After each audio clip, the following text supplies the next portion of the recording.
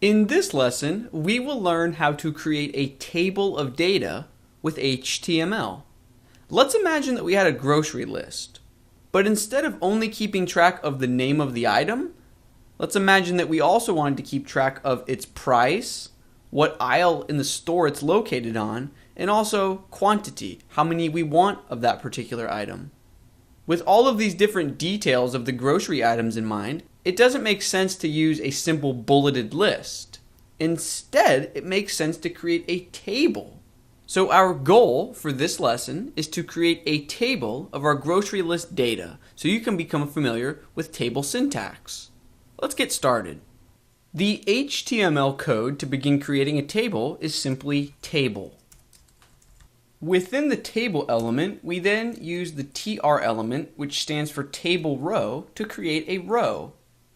Within the table row element, we can then use td for table data to create columns. So for example, our first table data element, or our first column, will simply say bread. The next column, we will include the aisle that bread is located at in the store. So we'll say that it's on aisle 2. And the third column will include the price of bread. So we will say that it costs $3. And the fourth column will include the quantity. So we only want one loaf of bread. If I save and refresh in my web browser, we can see the beginnings of a table. All of the data associated with the bread item sits on a single row. Let's try to add another item, milk. So we would create another row. Each item receives its own table row. And then within that table row element, again, we'll create td elements, which stand for table data. So milk. What aisle is milk on? We'll say that it's on aisle 1. How much does milk cost? $2.50. And we'll say that we want 2 milks, 2 small cartons of milk. So if we save and refresh, we can see a second row in our table. It's very easy to track all of the data across a single row. However, our table desperately needs some sort of labeling system. It's not clear to the user what these numbers even stand for. Throughout the video, we've mentioned that the first number is associated with the aisle that the item is on, and that the final number at the end of the row is the quantity, but we need a way of labeling that on screen. And we can do that by creating a row at the top of the table with table headers. So within this table row, instead of td for table data, we can create table cells or table columns by using the th element, table header. So the first column is the item name. The second column is the aisle that the item can be found on. The third column is the price, and the fourth column is the quantity. So if I save and refresh, we can see that our table is now clearly labeled. So let's review the syntax. To create a table, you use the very intuitively named table element. Each row of the table is created by tr, which stands for table row. Within that, we create table cells. There are 2 types of table cells. The first that we saw, td, is for data. It stands for table data. The second type of table cell is th, which stands for table header. These 2 types allow us to differentiate between labels or headers and actual data in our table.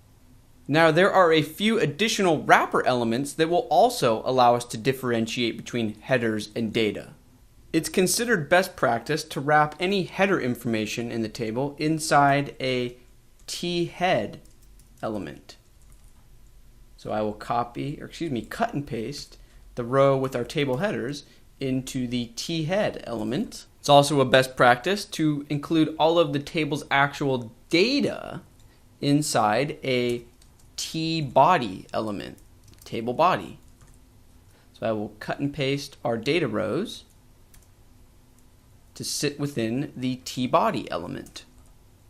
Now, if I save and refresh in the browser, we don't see any visual change by using thead and tbody. However, using these elements is a good idea for 2 reasons. Number one, it gives us additional hooks to play with later on when we're familiar with CSS, or in other words, when we want to style the table.